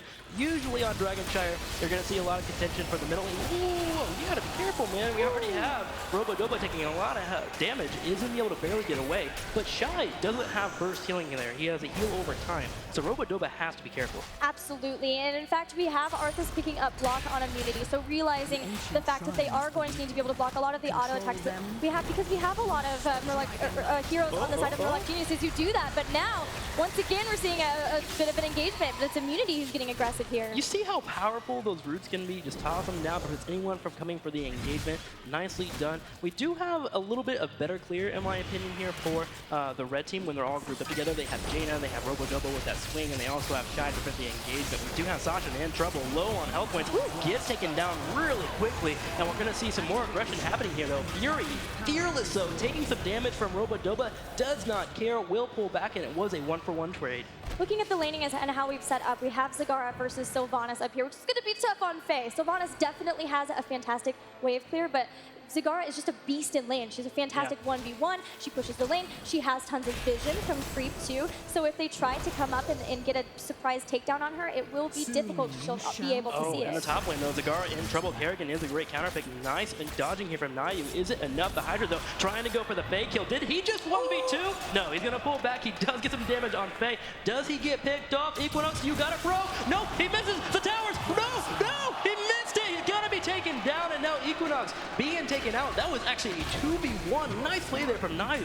Not only that, but Immunity have picked up the first Dragon Knight, so they're going to start working on these towers right away, trying to get this early level advantage. This is a very early Dragon Knight, so it is very weak, but if they could be here with the Dragon Knight and start taking down towers, then they can get the other lanes pushed too, so then they can start to work on the ones in those lanes, working on their experience advantage. Yeah, you're totally correct. You just want to take out a couple walls. They're going to go for another 2v1. Can Naeiou do some magic as well? You see him juking and jiving, but no. We will have the pull down actually happening there. Now they can maybe focus on getting that lane pushed a little bit. That lane will get a little bit better for Sylvanas when they get to level 7. You can get the healing talent, you can also get the explosive waves, but until then, they're going to see that engagement happening a lot. You want to get Zagara and keep her from pushing down things. Yeah, you really want to be protecting your towers on Dragon Shrine, because when you have the lanes pushed up so far that it runs the towers out of ammo, Arthas? and Naeiou, when you get out, yes, he's going to be okay. But when you run out of ammo, then it becomes difficult because you want to try to hurry through the lane and pick up the shrine, but the lane's so pushed that they're going to be able to see it, so they have time to respond to your rotations. See Immunity getting a little bit of pressure down there in the bottom lane. You're actually, did they grab Mercenary Lord? Will they grab it at level 7? We'll see very soon. A lot of Arthas has been picking that up, and actually a lot of pushing down on that talent pick. We do see more Mercenaries being picked up for Immunity. They're just trying to get pressure on the map right now. They want some breathing room. They want to be able to grab the shrines without contestions, allow their teammates to get one-on-ones, because they do have heroes that excel very, very well in one-on-ones. So you're going to see them constantly try to fight for these Mercenary camps. Yeah, they're going to try to keep pushing the lanes with those two because they want to put Murloc Geniuses on the back foot. It worked for them last game to be able to do that, to finally say, no, Murlocs, we dictate the pace of this game. And so being able to do that once again here, that's what they need to do to be able to pick up the series. Okay, middle lane getting some pressure in. You see Robadobah moving forward, Shy backing him up. Zagara, though, once again on the top lane. You see, she actually threw down a couple of creep tumors if you want to check out the top lane to prevent Kerrigan from ganking her all the time. Fury taking some damage as well from Robadobah. But there we go. You see these creep tumors down? Naeiou's tired of it. He's tired of being ganked the entire time. He's like, I'm done with you guys. So he's now going to grab that map vision, keep himself up with that pressure, and now Sylvanas and Kerrigan are contested for the top lane, which means the bottom lane for Immunity needs to be contested. They need to go ahead and overflow that bottom lane or gank top lane really quickly. In fact, you talk about Zagara with the creep, and she actually picked up Endless Creep at 7 too. So realizing that those ganks have been a problem, picking that up instead of something like Rapid Incubation for more sustainability or Battle Momentum for more damage, very important that they control the amount of times, or control the vision on the battleground. Okay, bottom lane has been grabbed. We're 8-8 right now. Both teams moving to level 10 for right now. Wow. On the outskirts of the creep, Equinox waits for his prey. Zagara, as she floods around, and Naeiou's not really dealing with it. He knows the bottom lane for now is under contestation from his team. They have that. This is a good team play by Naeiou. He just needs to clear this lane, soak the experience, move to level 10, and he's fine. He'll let the bottom lane and the rest of his teammates control the game. Also really great, just battleground awareness, knowing that, hey, Kerrigan is not here, guys, but now she's in the bottom lane, but actually taking damage here into the roots there too, slowed down by Arthas, but they're going to try to catch our Arthas anyway, going after for Naeiou, and Naeiou will fall down. And Naeiou, you got to be a little careful there, getting pulled back there by the beautiful combo from Equinox. Really, the route from Shy was so important. They thought, oh, we have a Kerrigan here. We can take her down. A nice little bear trap. Unfortunately, Arthur's got a little bit too aggressive. You need to kind of stutter step moving into that area. He has a big body, so he's got to be moving a lot. Naeiou does get the top lane. The Dragon is almost available. No, the bottom lane has been grabbed by Murloc Geniuses. Nice rotation by them. madtimmy here showing up, making Shy run away there, as he is definitely the guy with the light. He's got it on his side. It still does feel like Murlocs are still responding a bit to the rotations that Immunity are putting out, but they are still being able to catch people out here, so we're very, very close in terms of experience here, but they definitely could benefit from putting on some more pressure somewhere, getting some structures down of their own, as with the towers down, it's been like they're more reacting, but here at the bottom, this is what they need to do. Shy, very low, but will get away. Good zoning routes there to keep Equinox from following. Okay, the top lane has been grabbed here by Immunity, so again, we're going to see a team fight. That's where you're going to be able to see who grabbed the Dragon. We do have a Howling Blast. Actually missed there. Robadobah keeping up the pressure on Equinox. You see 4 members here. 4 Murloc Geniuses coming in. We do actually have Sylvanas rotating down for a potential team fight. However, Sashin walks into that bush, makes her retreat, and therefore he won't have a 5v4. Zagar will keep pushing top, but there's the engagement. Ravenous Spirit taking down 3 members. And Naga in trouble as well, and he is going down. 4 members killed off immediately there.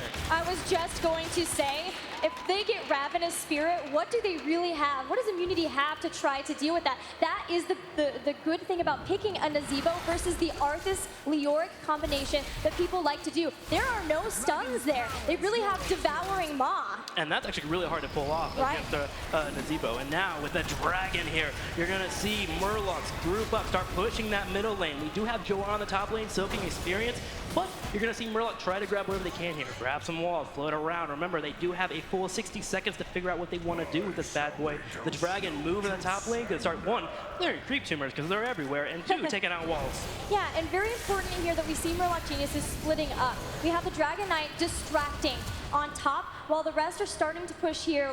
We've got, in fact, lane soak in all lanes from the Murlocs, but they're also have Faye down here, completely uncontested, forcing Leoric to come down, which is less of a defense versus the Dragon Knight, and that's where the rest of Murloc Geniuses are going. Fantastic idea there from them. Yeah, good observation there, Gilly. You saw Murloc realize that 4 members were actually moving to the middle lane defending against the Dragon, so they spread out appropriately, got pressure on different lanes, and went for the full soak. They don't need forts here. They just need to keep the lead. They got to level 13, and now they're 1 talent ahead of their opponents. They could potentially engage here if they would like. Sylvanas, though, in the bottom lane, they will have to be careful. Jaina coming from behind. Sashin dropping down the Blizzard and missing people, but the Ring of Frost does go out, hitting 1 member to Zebro, trying to run away. We do have madtimmy in trouble as well. And Naeiou, can he get the kill? No, he's low on AP. Ravenous Spirit comes out, start chunking members. 2 down, 3 potentially going down with Robadobah, and maybe a 4th there. It is. Sylvanas joins as well, and now they push the top lane and go for the 4th. Malfurion, the only one remaining from that. That means Murloc Geniuses have full control of this battle gallery for several more seconds here.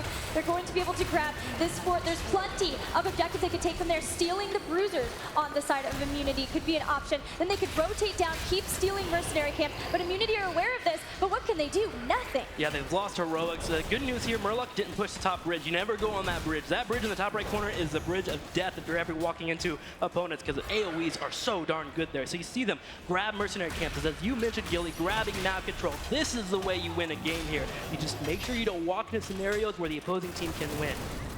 Now we do have Shrink Ray picked up from Uther on Murloc Geniuses. That's going to be very nice for them because we do have March of the Black King on the side of Leoric. So if you do end up getting into a situation where you've got that Maw into the entangling roots underneath, the slows from Jaina's Blizzard, and then you see Leoric coming in for the March of the Black King, you can hit that to make him smaller, do less damage, and kind of negate all of that. I do want to note that we haven't had a really good Tranquility fly yet from Immunity. If they can get one off, they'll be fine, but Shy, oh no, out of position again, picked off immediately. Sashin trying to run away. You're going to see Kerrigan peel back to her teammates, maybe get some heals. Fury in trouble, will get picked off, and we now have Naeiou and the rest of the team chasing down. You see Arthas leading with his minions there, and Frostmourne popping people down. Frostmourne hungers, and he is going to be fed. Faye in trouble as well, pulling back. No, the Howling Blast does miss, but Immunity wins the team fight. This is fantastic for Immunity. They were down in levels, and the rebound experience really helping them by getting 2 down there. Now they also have the Shrine spawning, so they're going to be moving around trying to get a Dragonite before Murloc Geniuses really have time to recover. Jaina running the top lane, but Kerrigan is sneaking around, heading up there with her best buddy, Naeiou. You see them on top lane flanking around. No, they decide to go ahead and go to the middle lane. Will they get there in time? Oh. Yes! They peel it back. Robadobah miss out. He goes for it again. You got to be careful there. There are 2 members. He's going to be able to clear the zombies around him. Will they get this? No, Spider's poking down. Boy, they can be annoying. Robadobah got to finally get the damage. Here the engage, though. Immunity converges, picking off 1 member. Kerrigan now down. Fury running on in, but I don't know if he can do much here. He only has Faye in the background. There comes CauthonLuck. Rapid Spear goes down. It goes straight for Naeiou. That silence is huge. No devouring maw. Naeiou being picked up. Maybe not. There we go. On the very far left, we had Rapid Spear being picked up, but CauthonLuck took no damage. madtimmy showed up with the heals, and Naeiou trying to just run away now. We have Sashin picked up, and Murloc Geniuses turns it around. Yeah, they're playing ring around the rosy there. They were able to pick up 4 of the takedowns there, only Arthas remaining, and even that looked dicey because Army of the Dead was down, but now immediately Murloc Geniuses go for the Shrines. They've picked up level 16 talents too, so they have a very good advantage if they could pick up this Dragonite and push with it. This is one of the biggest advantages Murlocs can have going into this game right now. They're 1 major talent above their opponents. They have the Dragon. They have the pushing potential between Johanna as well as the Zedro and the Sylvanas, so all they gotta do is start heading down this middle lane, start breaking down forts, and really putting work into taking down the foundation of Team Immunity. And don't forget they have Sylvanas, who has just shown up to the party too. They're going to be looking to try to stop the fort from being able to deal any extra damage there, and it's going down so quickly.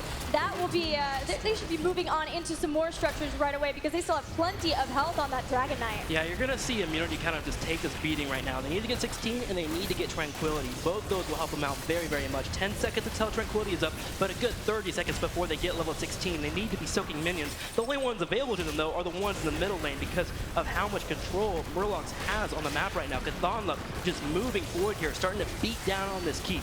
This is something where they could get engaged on top of, though, and we do see Kerrigan dropping the Maelstrom here, but they might just choose to get away instead, realizing that it's a very tricky place in positioning, but if they could pull Immunity out, bait them into coming out of those walls, then maybe they would have tried to jump on it from there. But Immunity, they weren't taking that bait at all. That looked like an actual bait there from Immunity. They took Army of the Dead, they went ahead and popped it and put a little bit of pressure on Kerrigan to get out the Maelstrom. As soon as they did that, they pulled back because Malfurion, if he gives the Tranquility out, can actually heal Arthas up if they go into an engagement. So they're okay using that heroic to maybe trade an important heroic like we saw there with Maelstrom. So nice play by Immunity. They are now 16. They are in a position with a great engage to take this fight.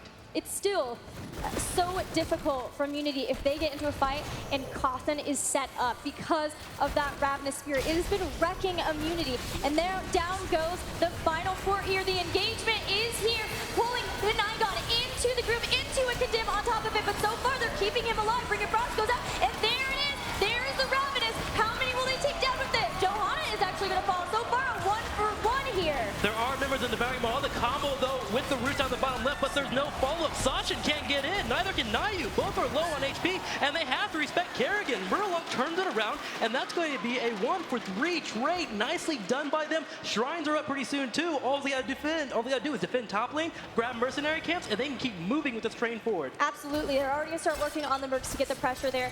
Force Immunity to have to respond to that, so they can't even afford to try and stop the Dragonite pickup from Murloc Geniuses. Murlocs are looking at a keep here. They've nearly gotten to the Storm tier talents, and Immunity still very far away from that. So if they could pick it up quickly, have that advantage there, then it's going to be so difficult for Immunity to defend at this point. Yeah, it's only a 14-minute Dragon, so it is defendable. You're probably going to have to give up your keep. But in terms of Jaina with that chill, you can deal with it. So you're going to see Immunity probably group up and hold one Shrine if possible and try and get a fight before 20. If they do not get a fight before hitting level 20, they may just give up the Dragon and work on defending. Sometimes you have to give up things to win.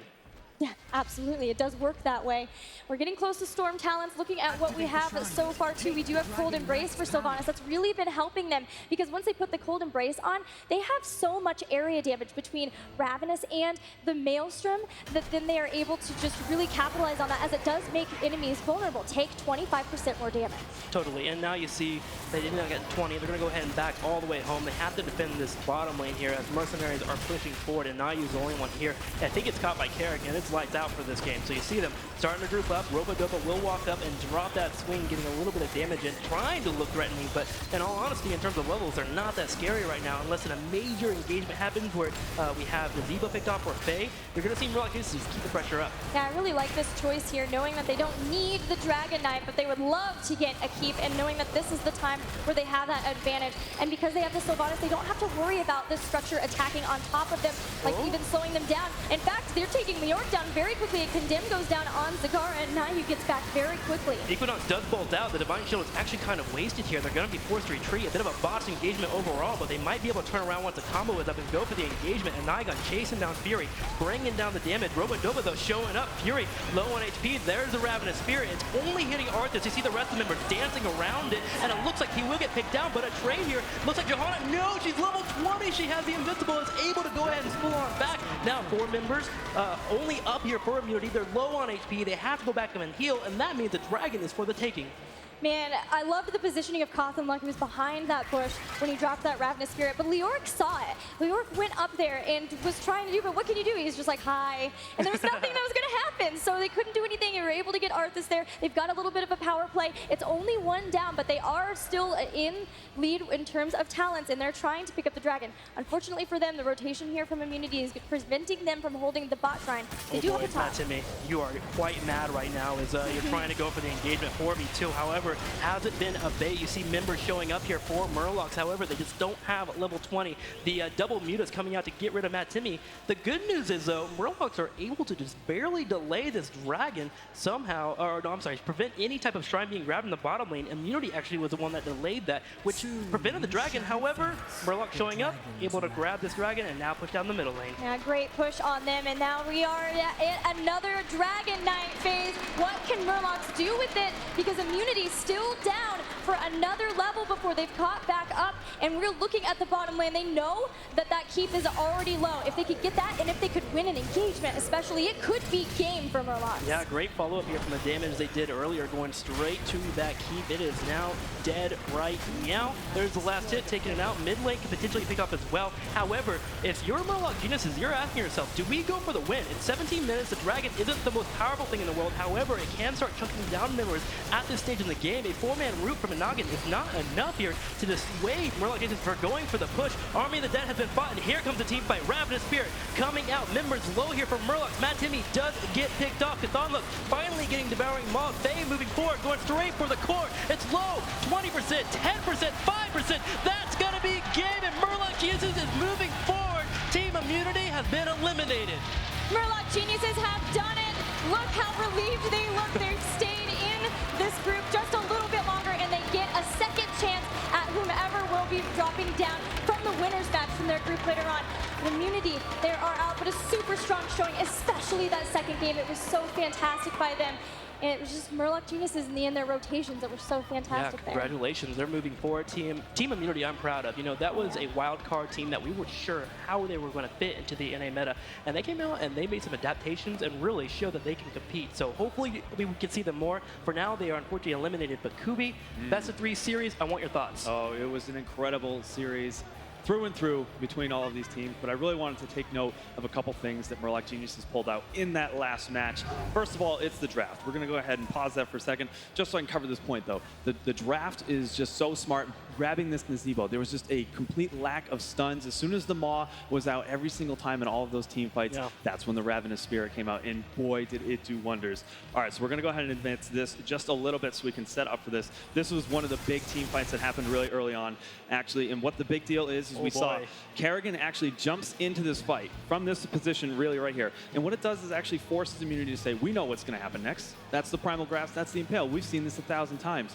We see him dive in, and he actually just just walks back out. The enemy team starts to converge to pile on to punish him, and that's when we actually see Fury once again with a really, really clutch plays, moves in from the top, actually gets that condemned. That sets up for the zombie wall. That sets up for the amazing Ravenous Spirit. We're going to play that out right there. You can see that Ravenous Spirit, the wailing arrow on top of all of that. We saw so many plays like this, but just I'm so impressed with the team. They had the coordination to hop in with Kerrigan, force that bait basically, move back out, pull everyone in with the condemn. It's just some really next level stuff, and that's what we have to see teams pull out at the Americas Championship. Such great games overall. Glad to see our first best of 3 series be that close. And Murloc Geniuses, of course, are going to move on and compete throughout the entire weekend, so keep an eye on them. Team Immunity, thank you so much for coming out and competing, but we got more down at the front of the desk there with Chobra if he would like to talk to the teams. All right, yes, I am here with madtimmy from Murloc Geniuses. Who's happy we get to see more Murloc Geniuses this weekend? That's what I like to hear. Well, first of all, congratulations on winning that match. You guys get your second chance here at the Americas Championship. But let's talk about some of these games, because there were some highlights for sure. In Game 2, while it is not a game that ended up going your way, the Rexstar pick got everyone pretty hyped up. What was the thought process behind picking Rexstar, especially specifically in Game 2? All right, so Rexstar has Flare, which is really good versus Zeratul, and also he has a stun, which is pretty strong versus it. It didn't really end up working the way we wanted it, but I still think it was a decent pick. All right, do you think we can expect some more Rexstar in the future, possibly? It's possible. We'll see how the drafts go, so.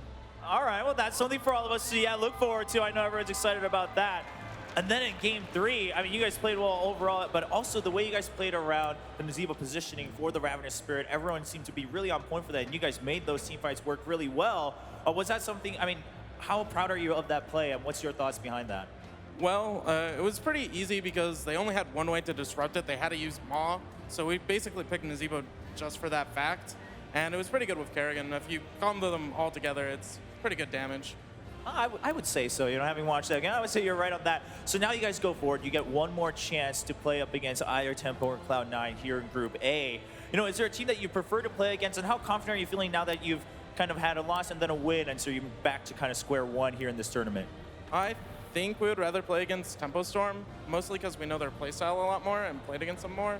But I think either one we can take a win from. All right, well, thank you so much for your time. Once again, congratulations on winning that match. Ladies and gentlemen, we're far from done. When we come back after this break, we're going to take our first look at Group B here at the Heroes of the Storm Americas Championship.